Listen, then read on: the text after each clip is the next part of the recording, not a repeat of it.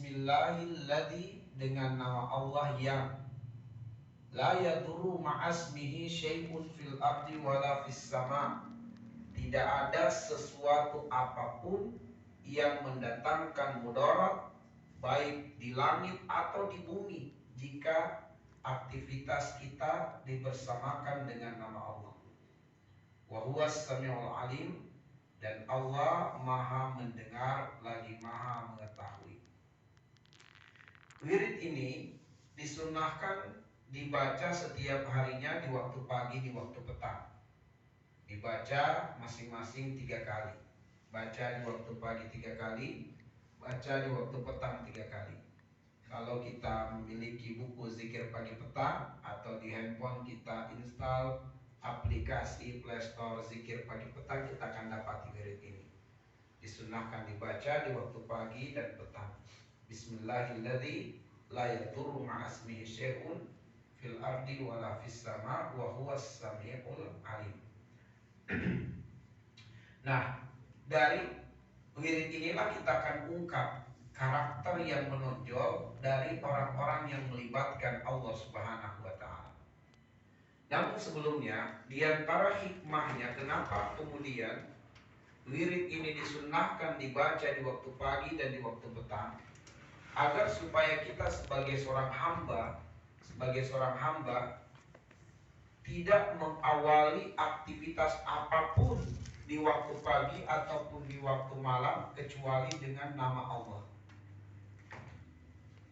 Makanya disunnahkan dibaca di waktu pagi, di waktu petang, supaya kita menyadari pentingnya untuk mengawali setiap kegiatan kita di waktu pagi dan di waktu petang dengan nama Allah. Jadikanlah semua agenda-agenda kita di pagi hari hingga petangnya itu dengan nama Allah, dan jadikanlah semua agenda kita di malam hari hingga paginya dengan nama Allah. Nabi SAW bersabda, kullu kalamin au amalin la yubdahu fihi bi bismillah fahuwa ajzam. Semua aktivitas apapun itu, semua aktivitas, semua perkataan, jika tidak diawali dengan nama Allah, tercabut kebaikan dan keberkahan. Maka awali semua perkataan, awali semua aktivitas dengan nama Allah. Ya, ketika akan melakukan sesuatu, sebutlah nama Allah, bismillah. Kita akan berkendaraan, bismillah. Membuka sesuatu, bismillah. Sebut nama Allah supaya ada kebaikan dan keberkahan, dan tidak terputus kebaikan dan keberkahan pada setiap aktivitas yang kita lakukan. Kita buka pintu, bismillah. Kita buka laptop kita, bismillah, dan seterusnya. Insya Allah akan berkah. Selain itu juga adalah basmalah itu, nama Allah merupakan satir, penghalang atau hijab dari pandangan-pandangan syaitan, pandangan-pandangan jin. Jadi kalau kemudian banyak jin yang berkeliaran di suatu tempat, maka jika kita mengawali aktivitas kita dengan nama Allah, itulah yang menjadi hijab, sehingga syaitan-syaitan tidak akan melihat kita dan menjadi penghalang mereka masuk ke suatu tempat. Kita masuk ke tempat ini, buka pintu dengan basmalah dan kita tutup, maka menjadi penghalang syaitan untuk masuk ke tempat ini. Dia bisa masuk jika diawali aktivitas dengan nama Allah Subhanahu wa ta'ala. Apa itu arti dari lafaz Allah?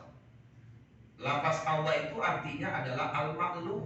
Apa itu al-ma'luh? Al-ma'luh artinya yang maha berhak disembah. Itu arti dari lafaz Allah. Al-ma'luh, yang maha berhak disembah.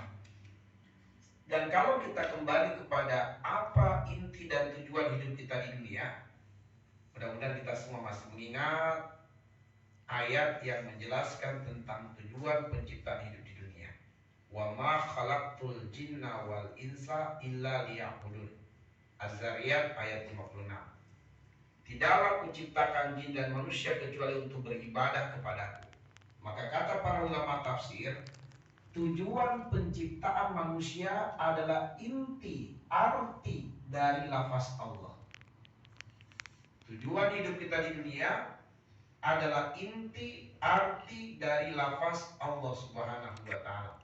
Sebab arti dari lafaz Allah adalah al-ma'luh, yang maha berhak diibadahi, dan kita hidup di dunia adalah untuk menghambakan diri kepada Allah Subhanahu wa taala.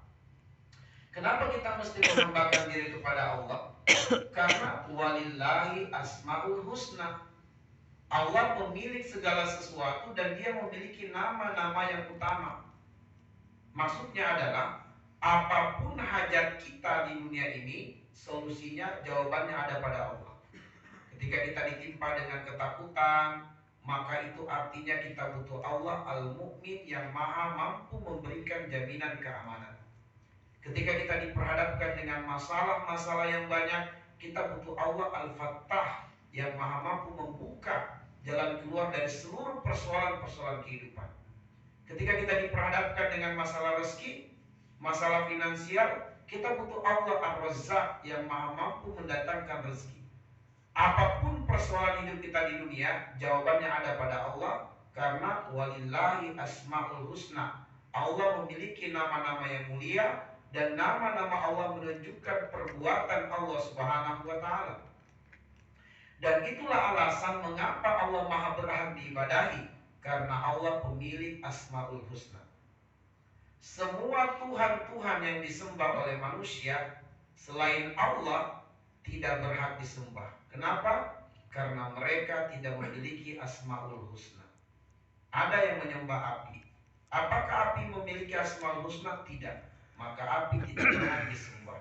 Api itu tidak alim, tidak berilmu, tidak bisa membedakan mana barang bagus, mana barang tidak bagus. Jangankan orang yang tidak menyembahnya, yang menyembahnya pun akan dibakarnya. Itulah api. Maka api tidak berhak disembah. Patung-patung, jimat-jimat tidak berhak disembah, karena mereka tidak as-sami, tidak bisa mendengar, tidak bisa mendengar hajat kita, harapan kita. Sedangkan Allah as-samiul alim. Wirid tadi ditutup dengan as-samiul alim. Allah maha mendengar, Allah maha berilmu. Kita mendengar, tapi kita tidak maha mendengar. Allah as-sami, Allah maha mendengar. Ketika kemudian seseorang berbicara dari jarak yang jauh, jarak 500 meter atau 100 meter lah, kita mungkin melihat pergerakan bibirnya, tapi kita tidak mendengarkan suara yang dia bicarakan, karena kita mendengar